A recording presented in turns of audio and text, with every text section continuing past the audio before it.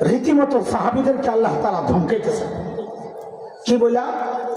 ফালাউলা ইয সামি'তুমুহু কুলতুম মা ইয়াকুনু লানা আন নাতাকাল্লামা বিহাযা সুবহানাক হাযা বুহতানুন আযীম।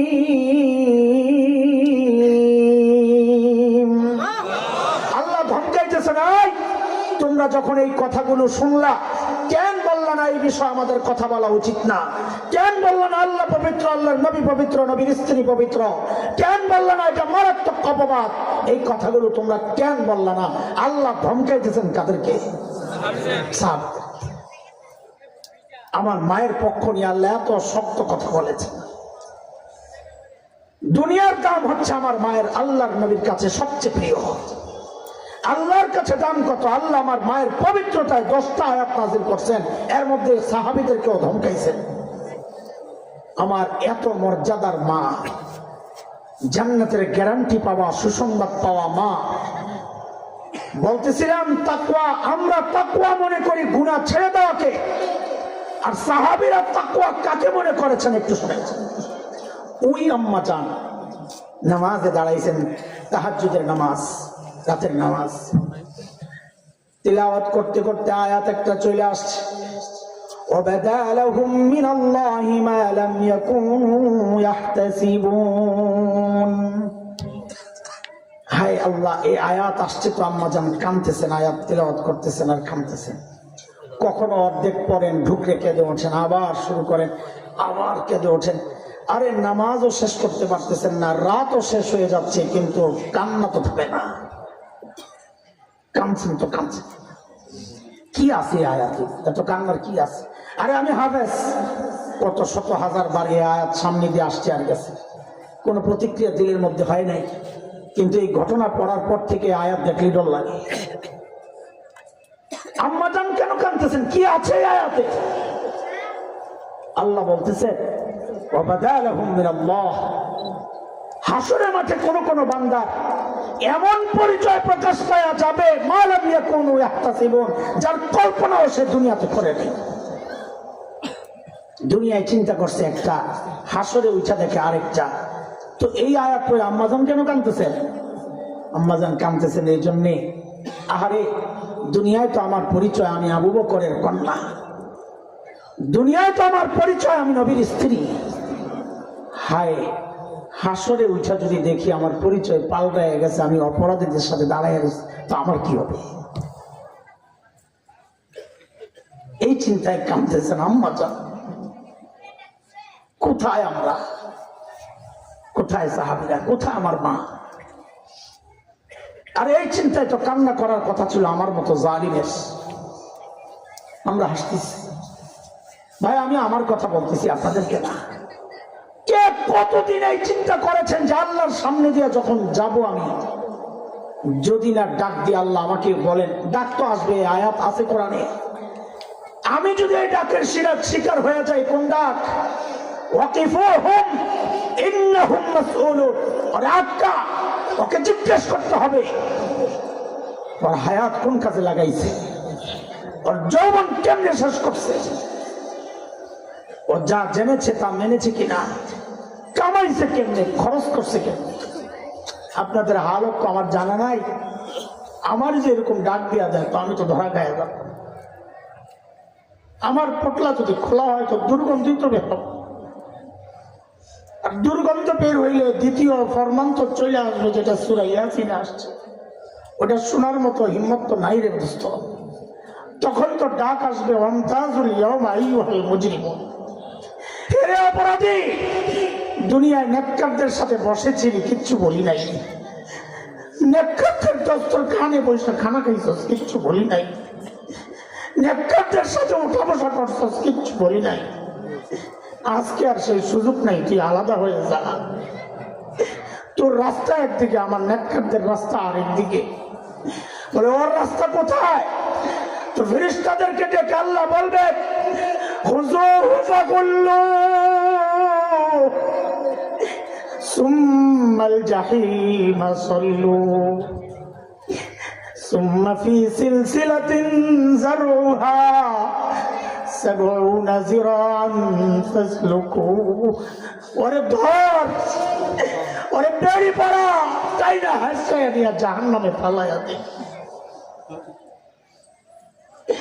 বলে কি দিয়া পেঁচাবে? আল্লাহ নিজেই বলেন 70 গজ লম্বা শেকল। ওরে দোস্ত কেমনে পেঁচাবে? কি মনে করেছে আমরা যেমনি পেঁচাই এমনি মনে করছেন নাকি? হযরত ইবনে আব্বাস রাদিয়াল্লাহু তাআলা আনহুমা বলেন কেমনে পেঁচাবে জানোনি? শেকলের একটা মাথা নাকের ছিদ্র দিয়ে ঢুকাইয়া পায়খানার রাস্তা দিয়ে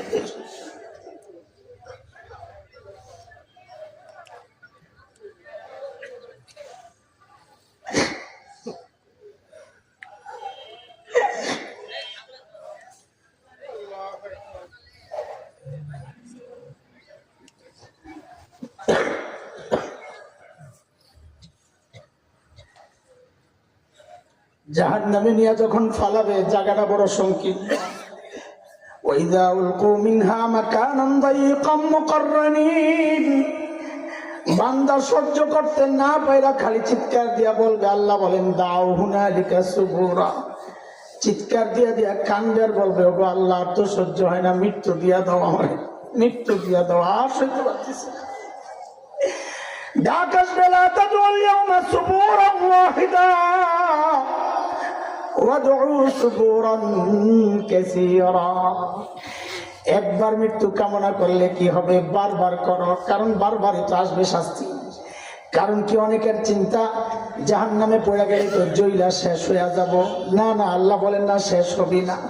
কুল্লামা নাদিজাত জুলুদুহুম বাদদালনাহুম জুলুদান গায়রাহা লিয়াযুকুল আযাব। চামড়া একটা পুড়ে গেছে, ছাই হয়ে গেছে, আল্লাহ বলেন নতুন চামড়া লাগাইয়া দিব। ওইটা জ্বলে গেছে, আল্লাহ বলেন আবার নতুন চামড়া লাগাইয়া দিব।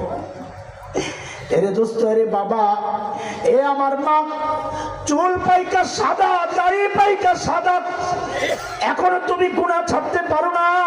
গুনাহ কবে ছাড়বা জিজ্ঞেস করি? ও বাবা, গুনাহ কবে ছাড়বেন একটু বলেন তো, আর কত বলেন না। আর এই চুল দাড়ি সাদা মানি বুঝেননি?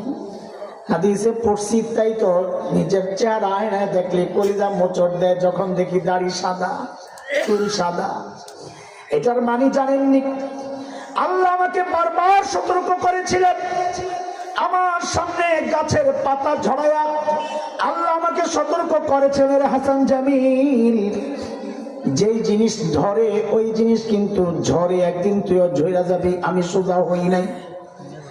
আমার সামনে আল্লাহ সূর্য ডুবায়া আমাকে সতর্ক করেছেন, রে হাসান জামিল, যেই জিনিস ওঠে ওই জিনিস কিন্তু ডুবে, একদিন তুইও ডুবে যাবি। আমি সোজা হই নাই। আমার সামনে দিয়ে আমার বাবা লাশটারে আল্লাহ কবরে পাঠাইছে। আমি দাঁড়ায় দাঁড়ায় দেখতেছিলাম। আল্লাহ আমাকে সতর্ক করেছিলেন, রে হাসান জামিল, একদিন তোর সন্তানের সামনে দিয়াও তোর লাশটা কবরে যাবে। আমি কিন্তু সোজা হই নাই। আমার সামনে দিয়ে আমার মায়ের লাশটা আল্লাহ কবরে পাঠাইছেন। আমি দাঁড়ায় দাঁড়ায় কান্না করতেছিলাম। আল্লাহ আমারে সতর্ক করেছিলেন, রে হাসান জামিল, একদিন তোর সন্তানের সামনে দিয়েও তোর লাশটা যখন কবরে যাবে, তোর বাচ্চাগুলো আব্বু আব্বু বলে চিৎকার করতে থাকবে। দরজার আড়াল থেকে তোর বিবিও কান্না করতে থাকবে। এই দৃশ্য বারবার দেখো আমি যখন সোজা হই নাই। এইবার আমার শরীরের মধ্যে ডাইরেক্ট অ্যাকশন শুরু হয়ে গেছে। এরে বাবা, চুল দাড়ি সাদা মানে শরীরের একটা অংশের মৃত্যু শুরু হয়ে গেছে। যে কোনো মুহূর্তে মালাকুল মউত হুকুম পাইলে খাপ করে টান দিয়া রূহটা বাইর করে লয়ে যাব। এরে যুবক, তুমি কিন্তু এমনটা ভেবো না। এই ভাবনার কোনো কারণ নাই যে আমার তো এখনো চুল পাকে নাই, দাড়ি সাদা হয় নাই, আমার সময় আছে হাতে। না রে বাপ, না। কত বাবারে দেখছি সন্তানের লাশ কাঁধে নিয়ে গরুস্থানে যায়। কার কখন গার চলে আসে কে জানে, কে জানে। এই মজলিসও আমি সহ এই মজলিসও এমন কেউ থাকতে পারে যার খবর নাই। সে বসে আছে এখানে, কিন্তু তার কাফনের কাপড়টা চলে আসছে দোকানে, বাড়ির দিকে রওনা দেওয়া অপেক্ষায় অপেক্ষায়। যুবক, আমি অসুস্থ, আজকে খুব অসুস্থ, কথা বলতে কষ্ট হচ্ছে, এমনিও তো আমার সেই যোগ্যতাও নাই বুঝানোর। আমার কথাগুলো যদি তোদের হৃদয় টাচ না করে রে যুবক, আমি শেষ একটা চেষ্টা করতে পারি। তোরা আমার সামনে আয় রে বাপ, আমার সামনে আয়, তোদের পাওগুলো আমার সামনে মেলে দে, আমি ওই পাওগুলারে জড়া ধইরা সারা রাত বৈশা বৈশা কান্না করি, তাও তোরা গুনাহ ছেড়ে গুনাহ ছেড়ে বাবা, গুনাহ ছেড়ে দেন। আরে কার নাফরমানি চলতেছে? ওই মালিকের যিনি এত ভালোবাসে, কত ভালোবাসেন খবর আছে। আমি আপনি যখন দরজা জানালা বন্ধ করে গুনাহ করি, আরে আমার মালিকের কত মায়া। ওই গুনাহ অবস্থায় দরজার নিচে দিয়ে বাতাস আর অক্সিজেন পাঠাইয়া দেন যেন আমি মইরা না যাই। ওই মালিকের নাফরমানি চলতেছে প্রতিনিয়ত। গুনাহ ছেড়ে দেন, গুনাহ ছেড়ে দেন, পুঁজি সমৃদ্ধ করে। আমাদের এক বুজুর্গ আছেন ঢালকানগরের, হযরত মাওলানা আব্দুল গফফার হাফিজাহুল্লাহ, ঢালকানগরের শেখুল হাদিস। হযরতের একটা কথা মুখস্থ করেন, চর্চা করেন, প্র্যাকটিস করেন, বাস্তবায়ন করেন, তো দেখবেন ইনশাআল্লাহ গুনাহও ছাড়া হবে, পুঁজিও সমৃদ্ধ হবে। বলেন আমার সাথে হযরতের কথাটা, নেকি যতই ছোট হোক, বলেন সবাই, ছাড়বো না। বলেন, নেকি যতই ছোট হোক ছাড়বো না, গুনাহ যতই ছোট হোক করবো না। বলেন ইনশাআল্লাহ। এখন ছোট্ট ছোট্ট নেকি ছাড়বো না যে বললাম, এটার সহজ রাস্তা কি? তো এটা আবার শেখ তকি উসমানী দামাত বারাকাতুহু আলিয়ার এক বক্তব্য থেকে পেয়েছি। বড়দের কথা, আমার কথা না, আমি শুধু নকল করি। যে আমার ছোট্ট ছোট্ট আমলও যেন ইবাদত হয়, তার জন্য সবচেয়ে সহজ রাস্তা হচ্ছে যে কোনো কাজ করার সময় একটু চিন্তা করা, এই কাজটা আমার নবী কিভাবে করেছেন। বাস, খাওয়া একটা জরুরত, বলেন খাওয়া কি?